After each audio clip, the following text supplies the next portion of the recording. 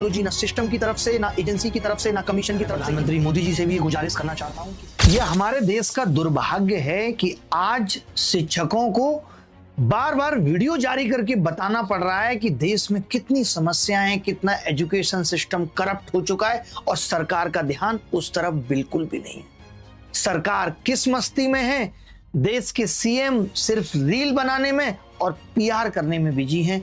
किसी को कोई मतलब नहीं है कि इस देश का युवा कितना परेशान और कितने दर्द में है।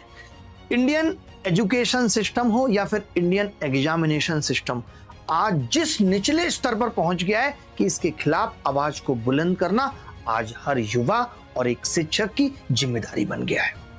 पहली चीज मैं ये कहना चाहता हूं कि आज आवाज उठाने की जरूरत क्यों पड़ी। आज सिर्फ कोई एक इशू नहीं है, पिछले 12 सालों के मुद्दे संगठित होकर एक आग बन चुकी है।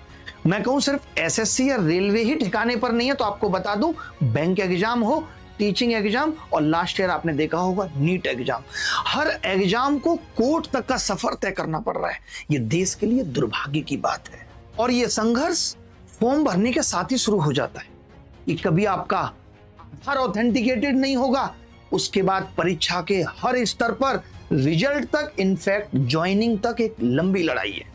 आज जो बच्चे 2024 में सेलेक्ट हो गए, दुर्गा साहब आपको बता दूं कितने ऐसे बच्चों के मेल आते हैं कि एसएससी ने मेरा डोजियर नहीं भेजा जिसकी वजह से मेरी ज्वाइनिंग नहीं हो पा रही है। यानी ये लड़ाई फॉर्म भरने से शुरू हुई थी और ज्वाइनिंग तक खत्म होने का नाम नहीं ले रही है। इतना ये सिस्टम लापरवाह बन चुका है, करप्ट बन चुका है। सोचिए वो युवा लड़ रहा है जिसको आगे आने वाले 30 साल देश को देने हैं, वो भी उन सरकारों से, उन सरकार में बैठे लोगों से जिनका अगला 5 साल भी सुरक्षित है या नहीं ये पता नहीं है। और कमाल की बात यह है कि कुछ सालों के मेहमान जो लोग हैं वो उन लोगों पे अत्याचार कर रहे हैं जिनको आगे के 30 साल इस देश को चलाना है।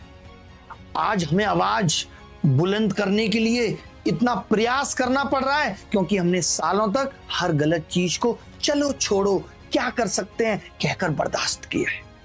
आज हमें आवाज बुलंद करनी पड़ रही है क्योंकि हमने सालों से बहुत कुछ चुपचाप बर्दाश्त किया है। जब फॉर्म के पैसे लेकर भी एग्जाम नहीं कराया गया रेलवे में, हम सालों तक चुप रहे। सेंटर 500 किलोमीटर दूर देते रहे, हमने कहा कोई बात नहीं, नौकरी लेनी है। जब गलत सवाल पूछे गए हमने सोचा चलो अगली बार सब सही होगा। जब रिजल्ट में झोल हुआ तो हमने सोचा बाहर में जाओ, मेरा सिलेक्शन तो हो गया। और आज ये हालत हो गई कि अब हम एग्जाम ठीक से कराने की भीख मांग रहे हैं। 2023 आपको पता होगा, आज